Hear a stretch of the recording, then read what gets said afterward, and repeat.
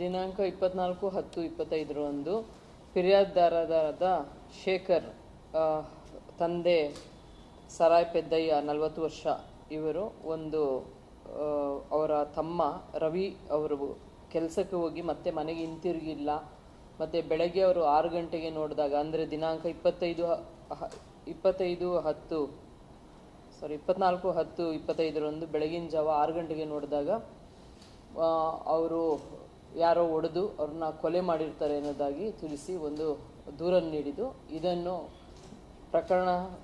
ಈ ಪ್ರಕರಣವನ್ನು ಗುನ್ನೆನ್ ನಂಬರ್ 182/25 ಕಲಂ 189 ಸಬ್ ಕ್ಲಾಸ್ 2, 189 ಸಬ್ ಕ್ಲಾಸ್ 4, 191 ಸಬ್ ಕ್ಲಾಸ್ 2, 191 ಸಬ್ ಕ್ಲಾಸ್ 3, 126 ಸಬ್ ಕ್ಲಾಸ್ 2, 103 ಸಬ್ ಕ್ಲಾಸ್ 1, 190 BNS ಅಲ್ಲಿ ಪ್ರಕರಣವನ್ನು ದಾಖಲು ಮಾಡಿಕೊಂಡು ಒಂದು ತನಿಖಾ ತಂಡವನ್ನು ರಚಿಸಿತ್ತು.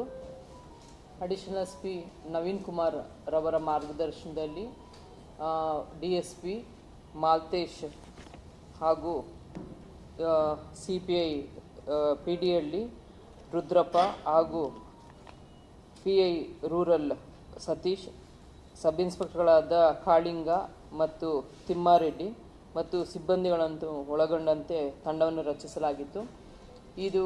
ಈ ಪ್ರಕರಣ ತದನಂತರ ತಿಳಿದು ಬರುತ್ತೆ. ಇದಕ್ಕೂ ಮುಂಚೆ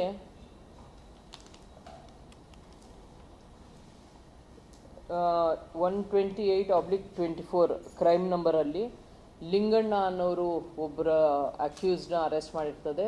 ಇದು ಒಂದು ರೇಪ್ ಕೇಸ್ ಆಗಿರುತ್ತೆ.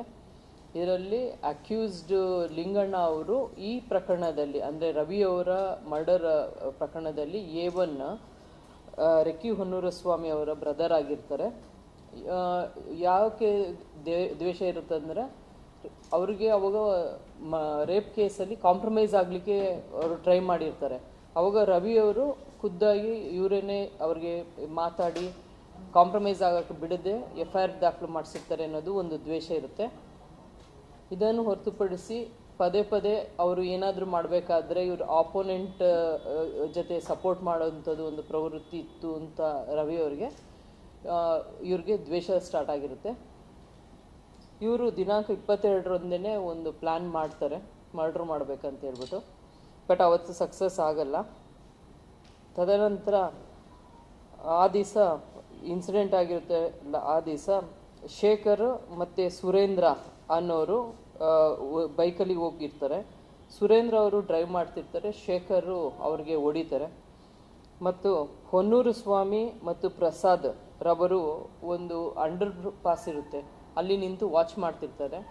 ಇನ್ನು ಉಳಿದ ಅಕ್ಯೂಸ್ಡ್ ದೊಡ್ಡ ಹೊನ್ನೂರು ಸ್ವಾಮಿ ಅಥವಾ ರೇಖಿ ಹೊನ್ನೂರು ಸ್ವಾಮಿ ಮತ್ತು ದುಬ್ಬು ಹೊನ್ನೂರು ಸ್ವಾಮಿ, ದೊಡ್ಡ ಯರಪ್ಪ, ಆಟೋ ಯರಿಸ್ವಾಮಿ, ಪ್ರಕಾಶ್ ಮತ್ತು ಉಳಿದವರೆಲ್ಲ ಇದು ಕಾನ್ಸ್ಪಿರಸಿಯಲ್ಲಿ ಪಾಲ್ಗೊಂಡಿರ್ತಾರೆ. ಅಂದರೆ ಪ್ಲ್ಯಾನ್ ಮಾಡಬೇಕಾದ್ರೆ ಅವರೆಲ್ಲರೂ ಪಾಲ್ಗೊಂಡಿರ್ತಾರೆ ಅಂಥೇಳಿ ಇವ್ರನ್ನೆಲ್ಲರನ್ನೂ ಬಂಧಿಸಿ ಕಾನೂನು ರೀತಿ ಕ್ರಮವನ್ನು ಜರುಗಿಸಿ ಇವಾಗ ನ್ಯಾಯಾಂಗ ಬಂಧನದಲ್ಲಿ ಇರ್ತಾರೆ.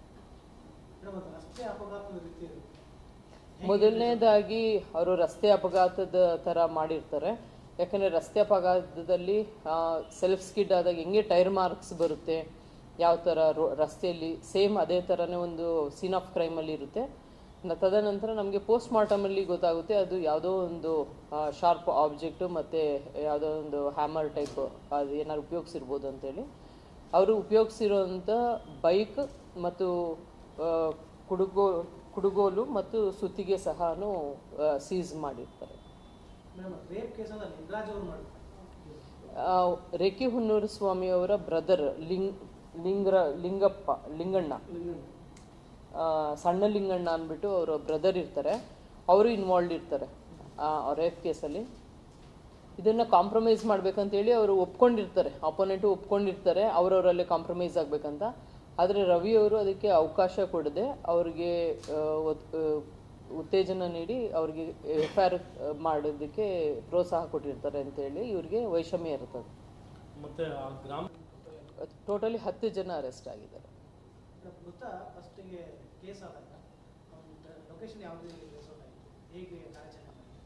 ಹಾಂ ಅಲ್ಲ, ಆ್ಯಕ್ಚುಲಿ ಅವರು ಮಿಸ್ಸಿಂಗ್ ಅಂತ ಹೇಳ್ತಾರೆ. ಅವರು 23ನೇ ತಾರೀಕು ಕೆಲಸ ಮುಗಿಸ್ಕೊಂಡು ಸುಮಾರು 8:30 ಸಮಯದಲ್ಲಿ ಅವರು ವಾಪಸ್ ಹಿಂತಿರುಗಬೇಕಾಗಿರುತ್ತೆ. 8:30